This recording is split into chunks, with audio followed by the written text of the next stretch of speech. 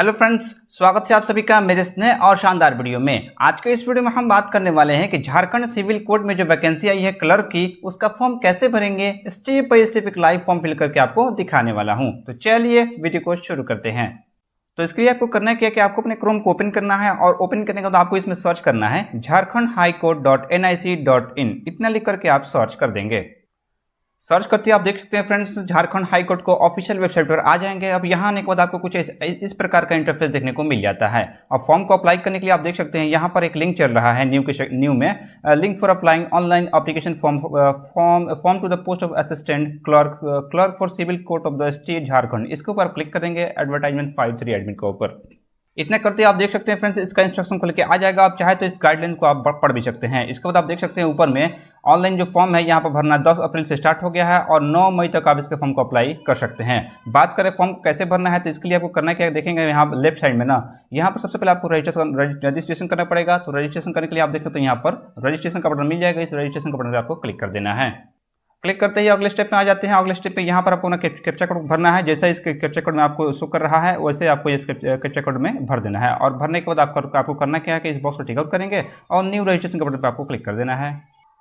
इसके बाद आपके सामने रजिस्ट्रेशन करने का यहाँ पर फॉर्म खुल के आ जाएगा। बारी बारी से आपको अपने डिटेल्स को यहाँ पर फिल करना है। तो चलिए हम भरना स्टार्ट करते हैं। सबसे पहले यहाँ पर क्या रहा है, एप्लीकेंट नेम। यहाँ पर आपको अपना पूरा नाम लिखना है। यहाँ पर आधार नंबर लिखेंगे और यहाँ पर आधार नंबर दोबारा डाल के आप कंफर्म कर लेना है। इसके बाद आपको अपना ईमेल आईडी को लिखना है और ईमेल आईडी लिखने के बाद सेंड ओटीपी के ऑप्शन पर क्लिक करेंगे। इसके बाद होगा क्या कि आपके ईमेल आईडी पर एक ओटीपी सेंड किया जाएगा। उस ओटीपी को यहाँ लिखेंगे और लिखने के बाद वेरीफाई ओटीपी पर क्लिक करेंगे। आपका ईमेल यहाँ पर वेरीफाई हो जाएगा। इसके बाद आपको मोबाइल नंबर को यहाँ लिखना है। मोबाइल नंबर को दोबारा डाल के यहाँ पर कंफर्म कर लेना है। इसके बाद यहाँ पर अपना पासवर्ड बनाना है। पासवर्ड कैसे बनाएंगे, जैसे मान लीजिए आपका नाम है राजू @123 कुछ इस प्रकार से आप स्ट्रॉन्ग पासवर्ड बना लेंगे। और जो भी आप पासवर्ड बनाएंगे उसके नाम का पहला लेटर, यानी इसमें क्या था, राजू में आर है तो आर को हम कैपिटल रखेंगे, बाकी चीज़ स्मॉल में रहेंगे और @नंबर दे कुछ आपको स्ट्रॉन्ग पासवर्ड बना लेंगे। पासवर्ड जो बनाएंगे इसको यहाँ लिखेंगे और पासवर्ड दोबारा से लिखेंगे, कंफर्म कर लेना है। इतना करने के बाद आपको इस बॉक्स को टिक आउट करना है और टिक आउट करते ही आपके सामने यहाँ पर रजिस्टर का बटन मिल जाएगा। इसके ऊपर आपको क्लिक कर देना है, रजिस्टर का बटन के ऊपर। इसके बाद अगले स्टेप पे यहाँ पर कह रहा है डिस्ट्रिक्ट प्रेफरेंस। यहाँ पर आपको अपना प्रेफरेंस देना है। 3 डिस्ट्रिक्ट का प्रेफरेंस देना है कि यदि आपका सिलेक्शन होता है तो आपका पोस्टिंग प्रेफरेंस कहाँ रहेगा। तो आपको अपने 3 जिला को यहाँ से चूज कर लेना है। या जिला का ही प्रेफरेंस आपको देना है। तो जहाँ भी रखना चाहते हो आपको यहाँ से अपने 3 जिला का नाम चूज कर लेना है कि आपका यदि सिलेक्शन होता है तो आपकी पोस्टिंग का प्रेफरेंस कहाँ रहेगा। अब चूज करने के बाद आपको अपने फादर का नाम यहाँ लिखना है, यहाँ मदर का नाम लिखना है और यहाँ पर जेंडर बताना का मेल है या फिर फीमेल है। इसके बाद मैरिटल स्टेटस मैरिड है या फिर सिंगल है। इसके बाद नेशनलिटी इंडियन रहेगा ही। इसके बाद एक सर्विसमैन, यदि आप एक सर्विसमैन है तो इसे यस करेंगे और नहीं है तो आप इसे नो कर देंगे। इतना करने के बाद आपको करना क्या है कि आप देख सकते हैं प्लेस ऑफ बर्थ। आपको अपने प्लेस बताना है कहाँ आप पैदा हुए थे। इसके बाद इतना करने के बाद नीचे स्क्रॉल करेंगे और यहाँ देखेंगे नोट में यहाँ पर कुछ कह रहा है, कृपया विज्ञापन के पेज नंबर 2 पर पॉइंट 6 को ध्यान से पढ़ें। यहाँ पर कह रहा है स्टडी में छूट केवल झारखंड के आवासीय प्रमाण पत्र वाले उम्मीदवारों को ही दी जाएगी। इसके बाद आप देख सकते हैं झारखंड के अलावा अन्य राज्यों से आने वाले उम्मीदवारों को आयु और आवेदन शुल्क में कोई छूट नहीं दी जाएगी और उन्हें सामान्य उम्मीदवार अनारक्षित माना जाएगा और उन्हें आवेदन पत्र भरने के लिए 500 रुपये तक का भुगतान करना होगा। इसका मतलब ये फ्रेंड्स कि रिजर्वेशन उन्हें वो मिलेगी, मतलब जो झारखंड के प्रॉपर निवासी होंगे। किसी अदर स्टेट से आप फॉर्म भरेंगे तो आप फॉर्म तो भर सकते हैं लेकिन आपको किसी प्रकार का इसमें रिजर्वेशन नहीं मिलेगा। बात करें रिजर्वेशन तो रिजर्वेशन दो ही तरह के मिलता है, या तो आपका फॉर्म फी में छूट मिल जाता है या फिर आपका ऑपरेज में छूट मिल जाता है।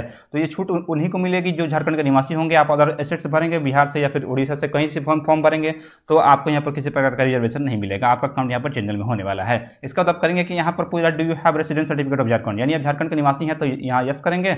और यस करते आपको करना है कि आपको अपना निवास प्रमाण पत्र की जानकारी बतानी होगी। यहाँ पर अपना निवास का सर्टिफिकेट नंबर लिखेंगे और यहाँ पर डेट ऑफ इशू बताएंगे कब अपने सर्टिफिकेट ना बनवाया था। इसके बाद यदि आप नहीं है, आप झारखंड निवासी हैं तो नहीं है तो नो कर देंगे। इसके बाद झारखंड के निवासी आप हैं, यस करेंगे। इसके बाद यहाँ कैटेगरी बताना होगा कौन से कैटेगरी से बिलोंग करते हैं। BC1 BC2 EW SC ST जो भी हो आपको अपने साथ यहाँ पर चूज कर लेना है। सपोज कि आप यहाँ BC1 चूज करते हैं तो आपको यहाँ पर नॉन क्रिमिनल की जानकारी भी बतानी होगी। यहाँ पर कास्ट सर्टिफिकेट नंबर लिखेंगे, यहाँ पर इशू डेट बताएंगे। इसी तरह यदि आप SC से आते हैं तो इसी प्रकार का कास्ट सर्टिफिकेट नंबर लिखेंगे, इशू डेट बताएंगे। और यदि जनरल से आते हैं जनरल में कोई आपको सर्टिफिकेट नहीं देना पड़ता है। तो मतलब कैटेगरी भी उन्हीं को बतानी है जो मतलब झारखंड के निवासी होंगे और ये उन्हीं से आएंगे। अभी यदि आप किसी अदर स्टेट से भरेंगे तो आप यहाँ पर नो करेंगे। सपोज कि आप यहाँ पर नो करते हैं कि झारखंड निवासी नहीं है तो ये आपसे कुछ नहीं मांगेगा कि किस कैटेगरी से आप आते हैं। यहाँ पर आपका अकाउंट यहाँ पर जनरल होगा, देख सकते हैं you are treated as general, मतलब किसी भी दूसरे स्टेट्स का फॉर्म भरेंगे इसमें तो आपका अकाउंट यहाँ पर जनरल में होने वाला है। किसी प्रकार का कोई रिजर्वेशन नहीं मिलने जा रहा है।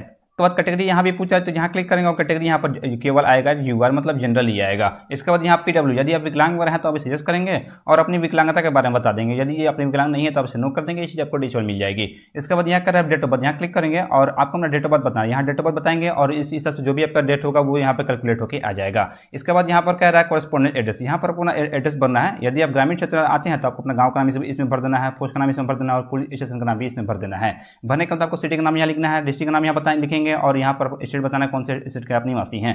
इसके बाद जो भी आपके एरिया का पिन कोड होगा अपने पिन कोड को यहाँ लिखेंगे। अब यदि हम बात करें कि आपका कॉरेस्पॉन्डेंस एड्रेस और परमानेंट एड्रेस दोनों सेम है तो इस बॉक्स को टिक आउट करेंगे, दोनों जगह सेम हो जाएगा। और अलग अलग है तो आप इसे टिक नहीं करेंगे और अलग अलग भी यहाँ पर दे सकते हैं आप अपने अकॉर्डिंग। अब देने के बाद आपको इस बॉक्स को टिक आउट करना है और टिक आउट करने के बाद सेव नेक्स्ट के ऊपर आपको क्लिक कर देना है।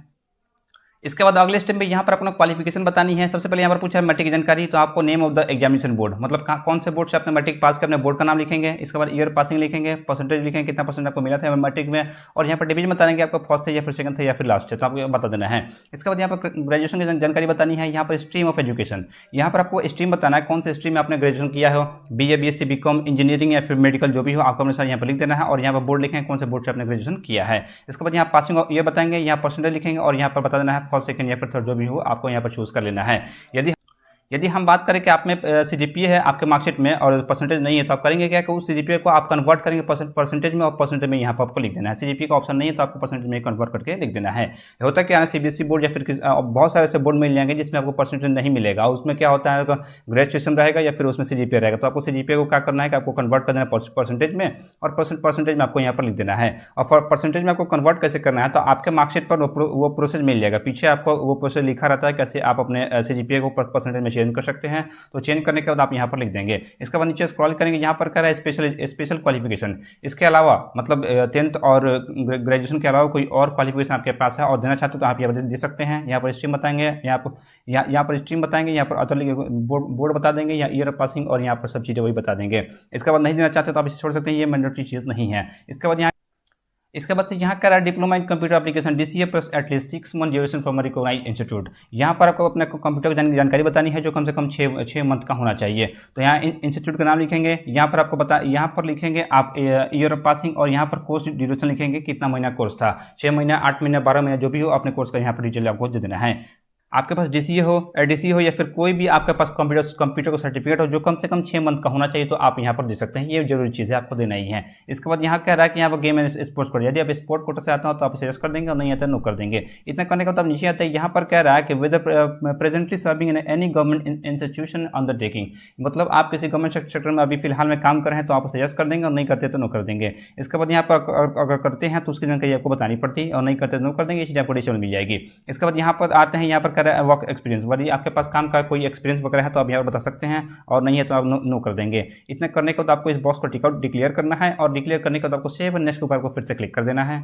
इतना करते ही आप अगले स्टेप में आ जाते हैं। अगले स्टेप में आपको फोटो और सिग्नेचर यहाँ पर अपलोड करना पड़ेगा, डॉक्यूमेंट भी अपलोड करना पड़ेगा। एक चीज़ में क्या ना फ्रेंड साइड में दिक्कत आ रहा है, कभी कभी हो रहा है ना कि आप सबमिट कर रहे हैं तो सबमिट नहीं हो पा रहा है, आपका यहाँ इरर हो जा रहा है, तो उस केस में आपको करना है कि आपको लॉग आउट कर देना और फिर से लॉग इन करेंगे ना और आपका चीज़ यहाँ पर सही हो जाएगा। मैंने इस चीज़ को फेस किया तो सोचा मैं आपको बता दूँ। इसके बाद इतना करने के बाद आप यहाँ देख सकते हैं आपको फोटो अपलोड करना है, रिसेंट आपको यहाँ पर पासपोर्ट साइज फोटो अपलोड करना है और यहाँ पर आपको सिग्नेचर अपलोड करना है जो ब्लैक इंक से आपको लिखना है। इसके बाद देख सकते हैं इसका क्या क्राइटेरिया है, JPG फाइल में चल जाएगा सभी चीज़, और इसका जो फोटो और सिग्नेचर जो है ना 10 से 50 KB के बीच रखना है, इसी चीज़ के अंदर आपको अपलोड कर देना है। और जो आपको डॉक्यूमेंट अपलोड करना है वो 100 से 200 KB के बीच होना चाहिए और ये भी JPG में चल जाएगा। ध्यान दीजिएगा फोटो और सिग्नेचर केवल 10 से 50 KB के बीच होना चाहिए और जो आपको सर्टिफिकेट अपलोड करना है 100 से 200 KB के बीच अपलोड करना पड़ेगा।